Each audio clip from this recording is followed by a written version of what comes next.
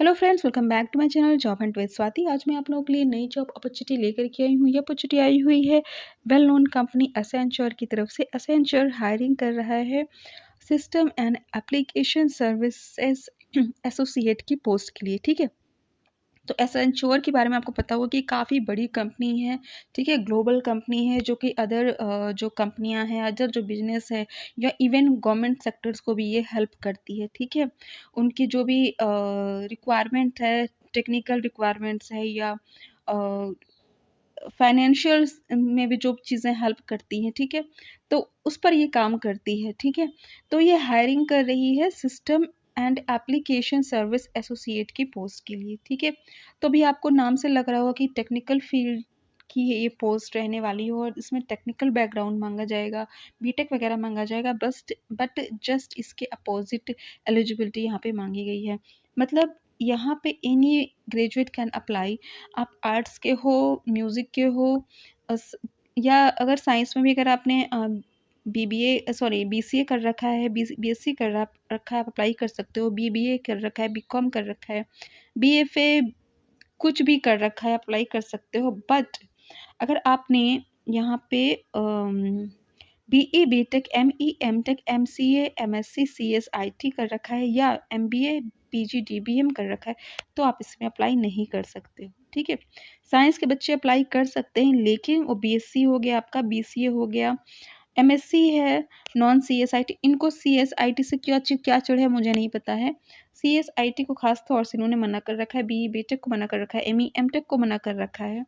ठीक है, even MBA और पीजी डीबीएम को भी इन्होंने मना कर रखा है। ठीक है, अगर आप सिंपल ग्रेजुएट हो और अगर आप टेक्निकल फील्ड में जाना चाहते हो, एक इतनी बड़ी ग्लोबल कंपनी में काम करना चाहते हो, तो ये आपके लिए बहुत ही बेहतरीन अपॉर्चुनिटी रहने वाली, क्योंकि यहाँ से आप अपना करियर स्विच कर सकते हो अगर आप टेक्निकल बैकग्राउंड के नहीं हो, और उसके बावजूद इतनी बड़ी आप कंपनी में काम कर सकते हो। आपका करियर एक अलग ही दिशा में चला जाएगा, जो कि अभी आप आर्ट्स के हो तो आप सोचते हो कि अभी आपके पास ज़्यादा स्कोप नहीं है, आप 12 15 20 22 25 30 से ज़्यादा आप नहीं अर्न कर पाओगे।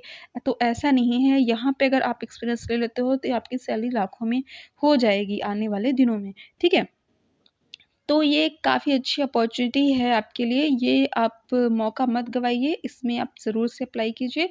सिलेक्शन कोशिश कीजिए कि ले लीजिए, नहीं हो पाता है तो कुछ नहीं कहा जा सकता है। लेकिन इन्होंने कुछ भी नहीं मांगा है, एक्सपीरियंस नहीं मांगा हुआ है, कोई भी टेक्निकल बैकग्राउंड नहीं मांगा गया है। फ्रेशर जो हैं, फ्रेश ग्रेजुएट्स जो हैं, वही इसमें अप्लाई कर सकते हैं। फुल पास आउट जो ग्रेजुएट्स है, फुल टाइम एजुकेशन जिन्होंने ले रखी है, 3 इयर्स का जिनका ग्रेजुएशन है या 2 इयर्स का जिनका पीजी है, वही अप्लाई कर सकते हैं फुल टाइम। ठीक है, पार्ट टाइम या अगर आप में गैप है या पार्ट टाइम हो तो अप्लाई नहीं कर सकते हो, और आपके पास एक्सपीरियंस 11 महीने से ज़्यादा का नहीं होना चाहिए, बिकॉज़ ये फ्रेश ग्रेजुएट्स के लिए है जिन्होंने 2022 या 2023 में पास किया है अपनी क्वालिफ़िकेशन को। ठीक है, तो फ्रेशर्स के लिए बहुत ही बेहतरीन अपॉर्चुनिटी है। सैलरी रेंज जो रहने वाली है वो आपकी 3,44,200 आपकी एलपीए रहने वाली है। ठीक है, तो being a fresher and being simple graduate के लिए ये काफ़ी अच्छी सैलरी रेंज है। ठीक है, जो कि आगे आपको एक्सपीरियंस के बाद कहीं भी अप्लाई करते हो या इसी में अगर अप्लाई करते हो तो काफ़ी अच्छी हो जाएगी। अब चलिए देख लेते हैं कि लोकेशंस क्या-क्या है, मतलब कहाँ-कहाँ के लिए ये हायरिंग हो रही है। ठीक है, तो बैंगलोर है, हैदराबाद है, चेन्नई, कोयंबटूर, गुरुग्राम, पुणे, कोलकाता, नागपुर, इंदौर, मुंबई, जयपुर। तो काफ़ी सारी लोकेशन ये इंडिया की कवर कर रहा है। अगर आप इन लोकेशंस को बिलॉन्ग नहीं करते हो तो आप रिलोकेट हो सकते हो, क्योंकि काफ़ी अच्छी अपॉर्चुनिटी अगर आपका सिलेक्शन हो जाता है तो आप रिलोकेट कर सकते हो, क्योंकि कोई छोटी जॉब नहीं है, छोटी कंपनी नहीं है या बहुत कोई कम सैलरी नहीं है। तो ओवरऑल आपकी रिलोकेट करने लायक ये जॉब है आपकी। ठीक है, तो मैंने आपको सारी चीज़ें बता दी है, और हाँ, थोड़ी सी चीज़ें और बता देती हूँ।